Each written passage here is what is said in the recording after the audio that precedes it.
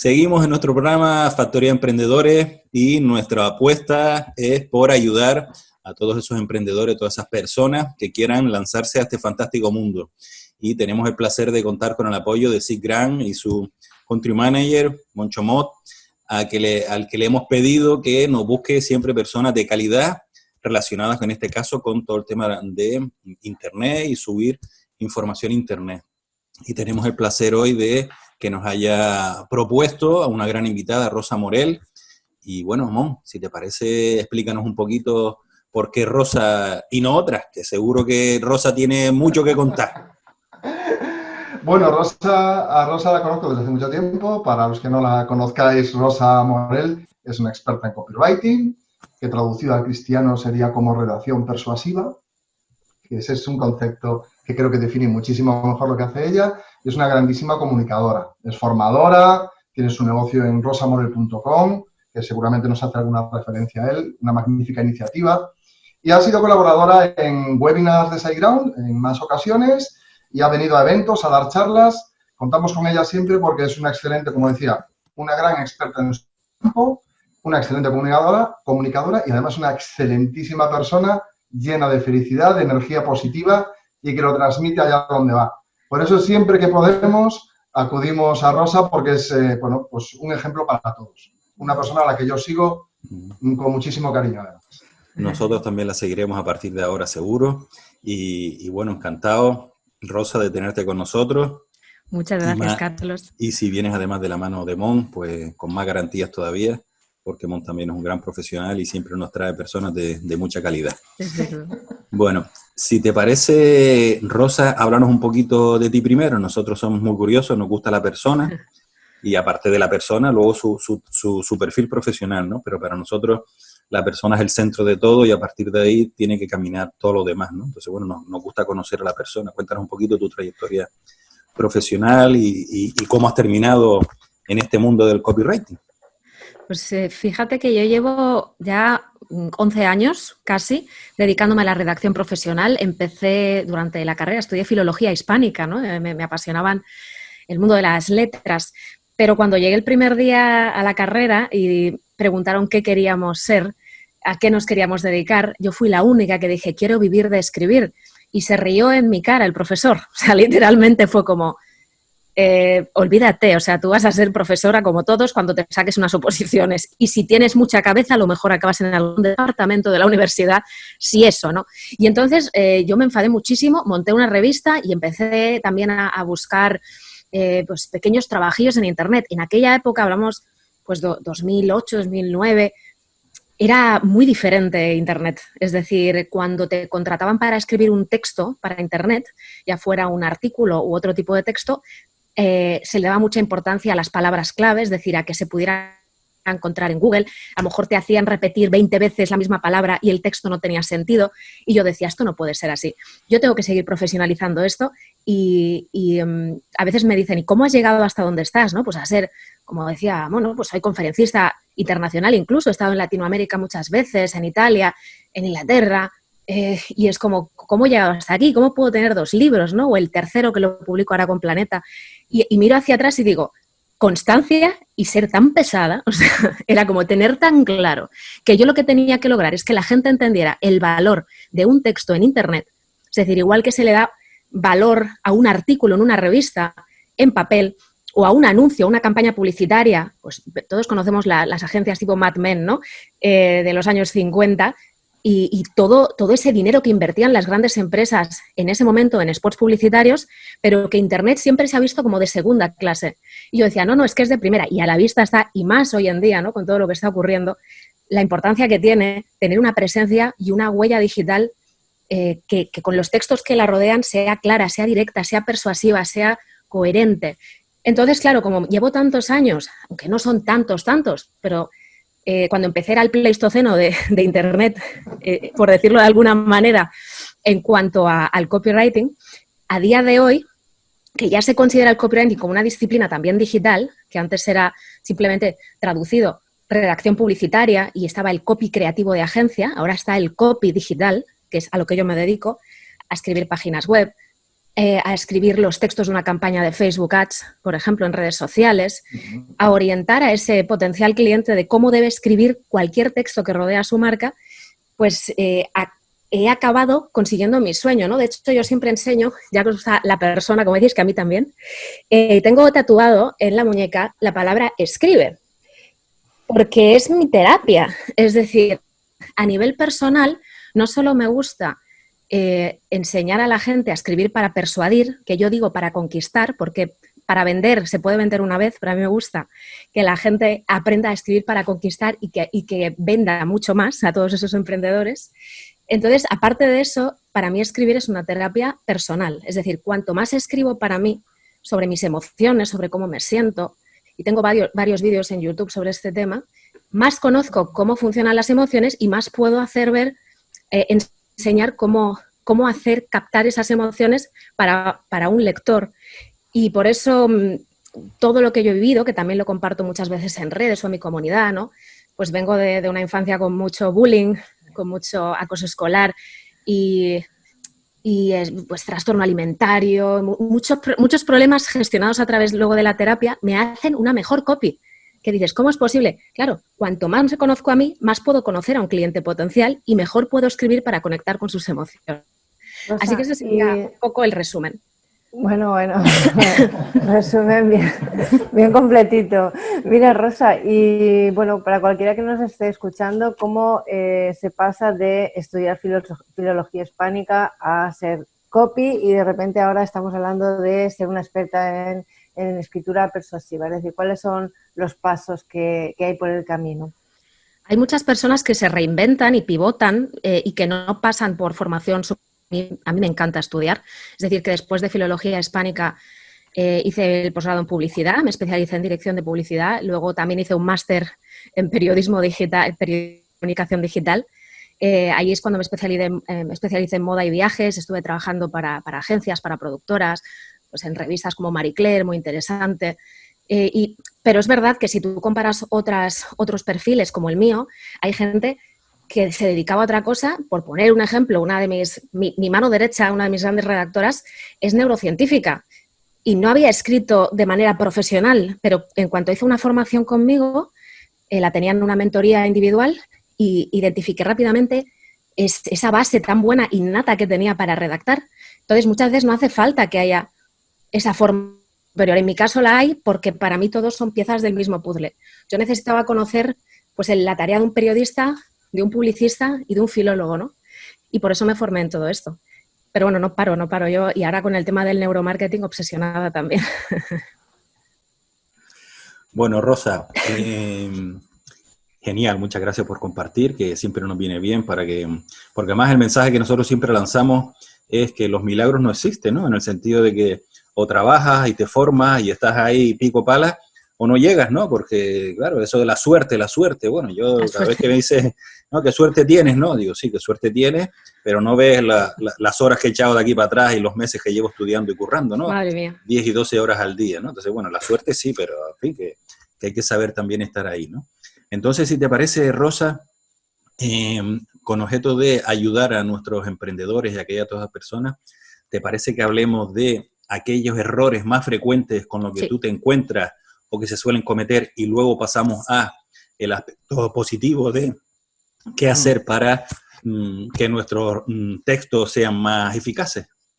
¿Cuáles son los errores más frecuentes? Sí, claro. Venga. Simplemente para poner en contexto a Rosa, de que lo que estamos haciendo durante estos programas es revisar apartados sobre la creación web. Y en uno de ellos yo comenté, y aquí a lo mejor me corriges, que antes de poner en marcha una web es necesario primero tener claro el objetivo de esa creación, de esa web, y es necesario tener preparado al menos algunos textos, fotos de cómo quieres que esté todo, qué es lo que quieres que se diga en tu web.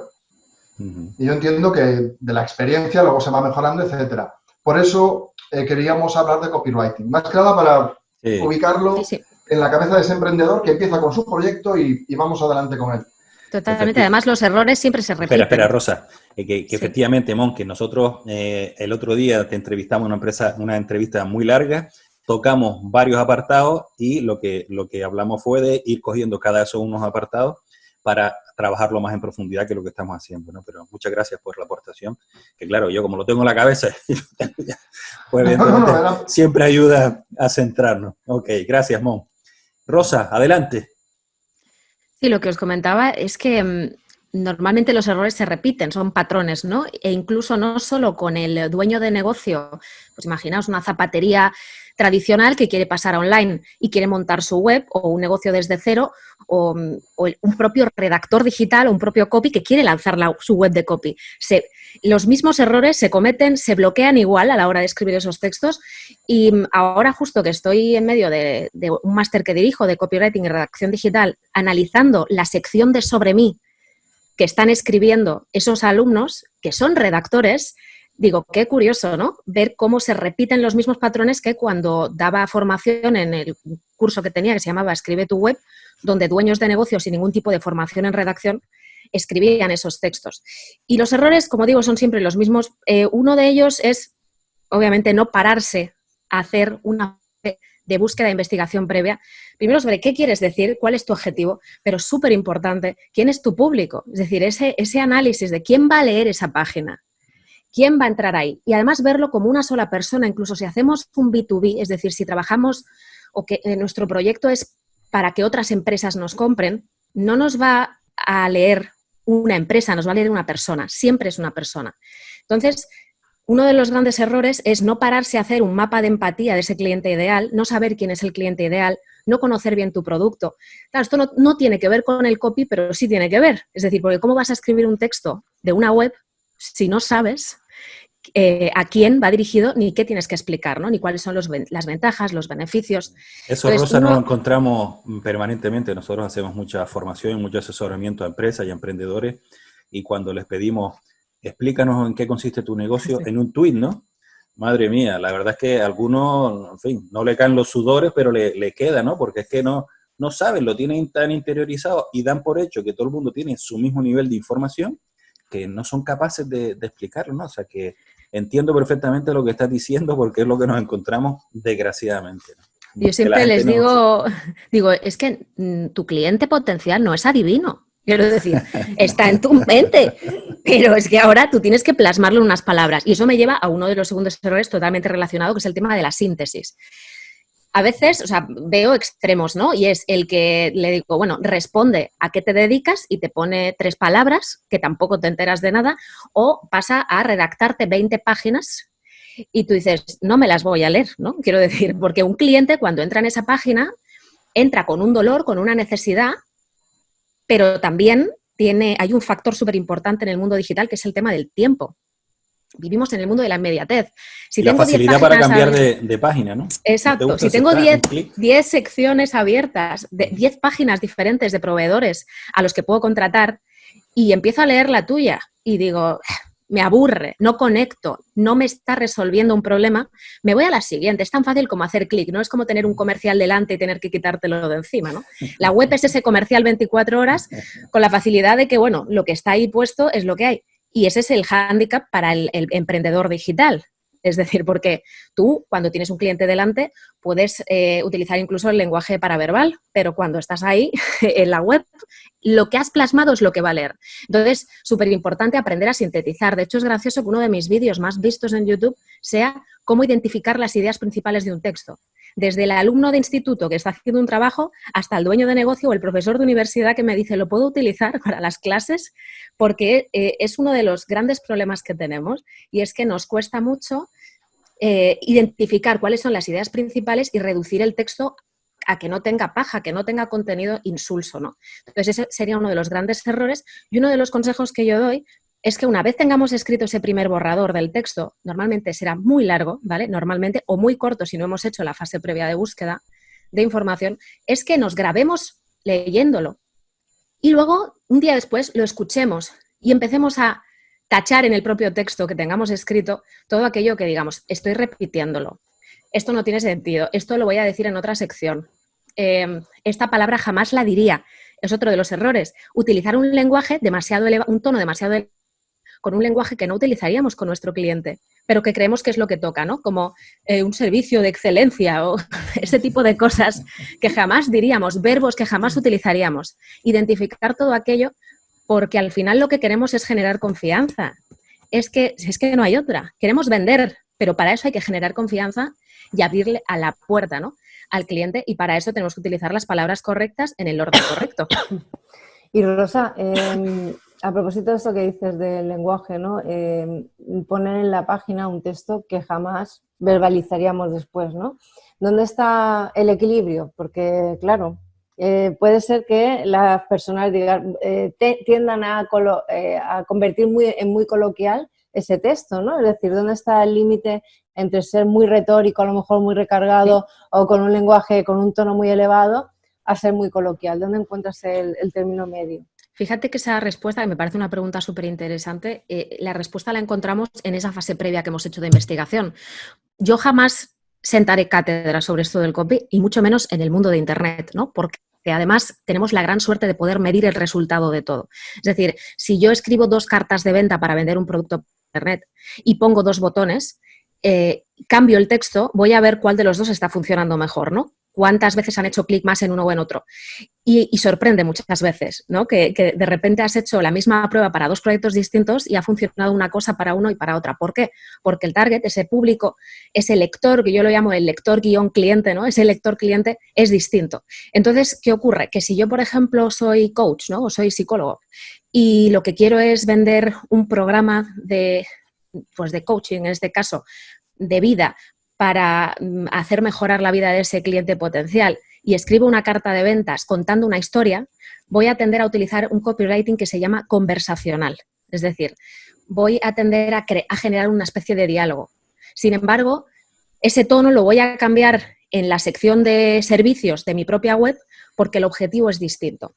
Y para mí es súper importante que nos paremos a lo que decía Moncho antes del objetivo, porque dependiendo del objetivo utilizaremos un tono u otro. Es decir, la voz de marca siempre va a ser la misma y tenemos que tener claro qué tipo de palabras vamos a utilizar. Yo recomiendo mucho tener una especie de corpus lingüístico, ¿no?, de diccionario de tu propia marca, aunque me lo llevo del mundo académico, pero me parece muy interesante.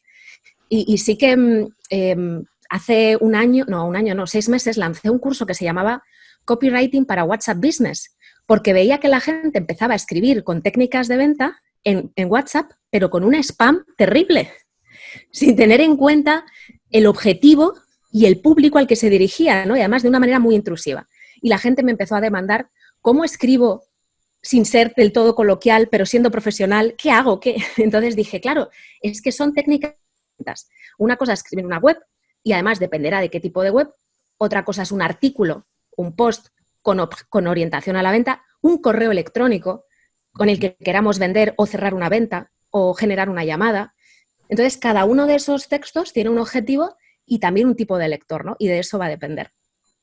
Y en el aspecto positivo, porque Mon, tenemos que quedar con ella otro día porque está hablando de muchas cosas súper interesantes y no vamos a tener tiempo. Entonces, no, es que estás hablando del tema del WhatsApp. Podríamos hacer un tema concreto de WhatsApp si a los dos les viene bien. Un tema de correo electrónico, un tema de tal, porque creo que hay tanto contenido que puede ser interesante. ¿Cómo lo ves, Mon?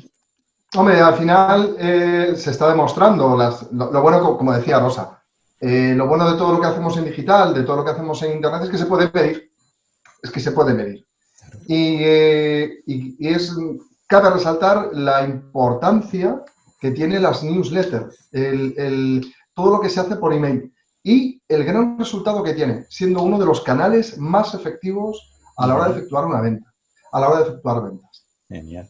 Yo respecto a WhatsApp Business no tengo mucha experiencia, es más, siempre que puedo apago WhatsApp porque me molesta mucho, pero es cierto que las herramientas de mensajería instantánea, redes sociales como LinkedIn, que cada vez, no sé vosotros, pero cada vez recibimos más mensajes que no queremos, que además de que no queremos, no enganchan, aunque reconozco que alguno me he leído de principio a fin porque me ha gustado.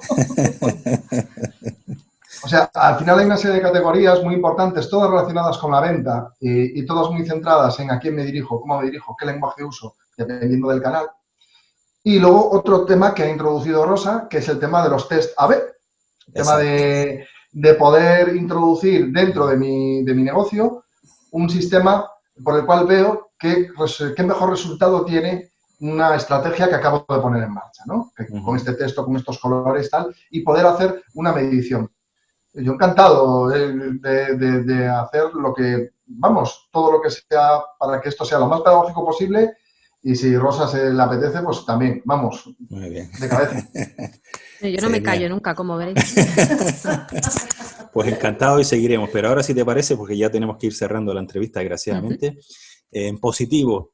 O sea, aquello dice, bueno, ahora yo, después de escucharte, digo, venga, voy a trabajar un poquito más mis contenidos, por dónde empiezo, cuáles son los puntos claves a tener en cuenta, en fin, en la medida de lo posible, que sean pautas lo más cortas posibles para que se puedan ejecutar, ¿no? Con más facilidad, si te parece. Y si se puede, Rosa, si no se puede, no se puede.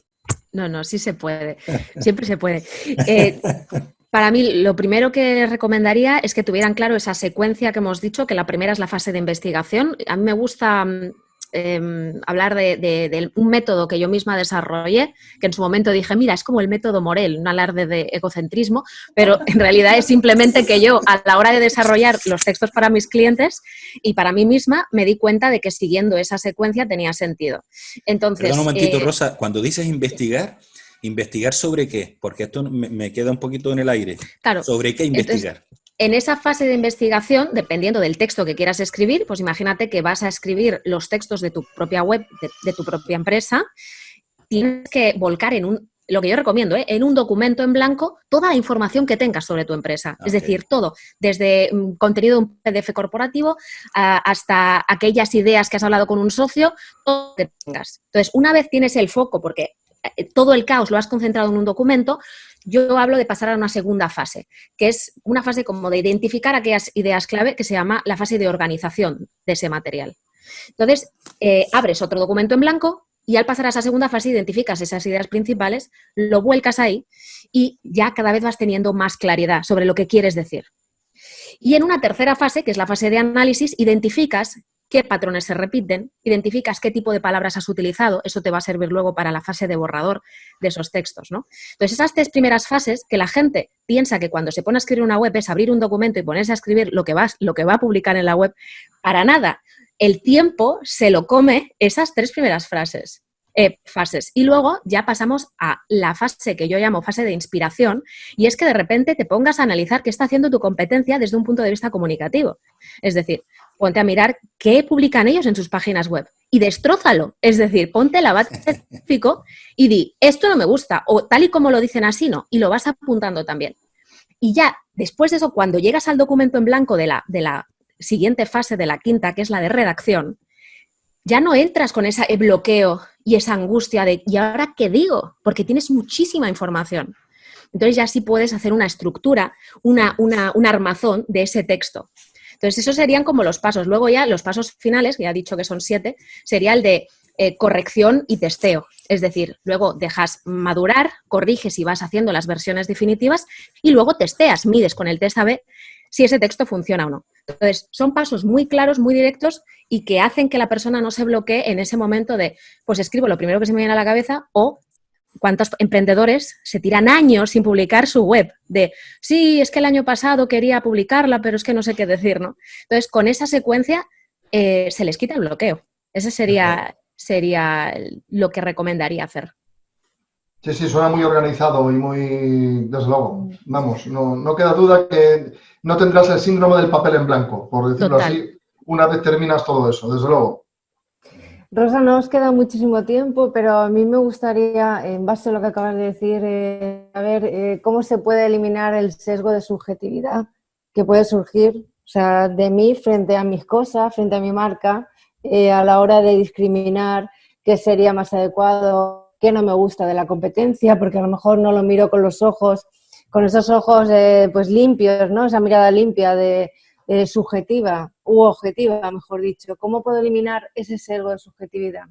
Es muy difícil hacerlo solo, muy difícil. Incluso un redactor con mucha experiencia, como puede ser mi caso, que llevo años dedicándome a ello, si no tuviera equipo, como no lo tenía hace unos años, sí tenía a un revisor, ¿no? Una revisora en ese caso, y es, oye, desde lo que tú conoces, de lo que estoy escribiendo, identificas que algo se puede mejorar. ¿Por qué? porque lo que ocurre, sobre todo en un emprendedor que no tiene experiencia en redacción, es que ese bloqueo va a ser mayor. Es decir, tienes un émbolo en la cabeza porque llevas días, semanas, meses dándole vueltas a lo que quieres proyectar a través del mensaje, que ya no sabes ni lo que estás diciendo. Entonces, por eso, muchas veces lo que me pasa ahora mismo desde mi web no es un servicio que venda, pero sí lo vendemos de manera interna, ¿no? El tema de las consultorías. Hay gente que me contrata y me dice, Rosa, por favor, comparte pantalla, analízame ¿tú qué ves que está bien, que está mal? Utilizar de frontona a alguien es súper positivo, igual que cuando vas a lanzar el nombre, el naming, ¿no? de esa empresa nueva y dices, pues voy a hacer un test con 50 personas a ver qué me dicen. Y aunque también será subjetivo lo que van a decir, tienes más información, más allá de un solo cerebro. Eso que dicen siempre, ¿no? De 2 pares de ojos ven más que uno. Pues lo mismo ocurre con cuantos más cerebros lean ese texto, mucho mejor. Algún día deberías hablar con Carlos sobre su capacidad para el naming, ¿eh? Es un experto. Ah, sí, tienes esa capacidad creativa. A ver, yo tengo mi capacidad creativa, lo que pasa que la eficacia de mis creaciones es lo que está en duda. Y por eso de la risa, ¿no? Decía yo, uy. Y por eso son las risas, pero bueno. Ah, vale. Bueno, es yo porque dificilísimo ponerle nombre a las empresas, ¿eh? he montado más de 30 proyectos empresariales y a todos hay que buscarles nombre, ¿no? Y entonces, claro. Bueno, pues, No se pueden llamar proyectos. Bueno, tenemos que terminar ya. Muchísimas gracias a los dos, ha sido un placer, muy interesante. El tema de la newsletter que apuntaba Mon, creo que es un tema muy, muy interesante porque sigue siendo un medio de comunicación muy eficaz para captar y retener a nuestros clientes. Y si le parece bien a Mon y a ti, Rosa, pues nos emplazamos en otro momento y hablamos de forma específica de la newsletter, ¿les parece? Estupendo. Ha sido un placer para mí también pues, conoceros y poder charlar un ratito sobre algo que me apasiona. Claro que sí. Pues nada, nosotros tenemos que terminar ya. Un placer, como siempre. Y nos encontramos pronto. Y Presen, si tiene algo que decir, que no sea reírse de mí, por favor. Bueno, ya cuando nos conozcamos un poquito más ya conoceréis alguna de las historias de Carlos. Muchísimas gracias a ambos, que ha sido súper interesante y de muchísima ayuda para las personas que estén pues ahora mismo en este embolado, ¿no? Que claro, que de alguna manera es ajeno a uno, ¿no? Y de repente tienes que enfrentarte a todo esto. Ha sido muy clarificador y nada, muchísimas gracias y un placer. Y bueno, Mon, como siempre, encantada de poder charlar contigo. Gracias a vosotros por la oportunidad y a Rosa por aceptar la invitación. Gracias a todos. A y ahora yo estoy utilizando esta despedida que es Saludos Spock. A ver, está bien. Y nada. Y nos escuchamos. Muchísimas gracias. Nos vemos.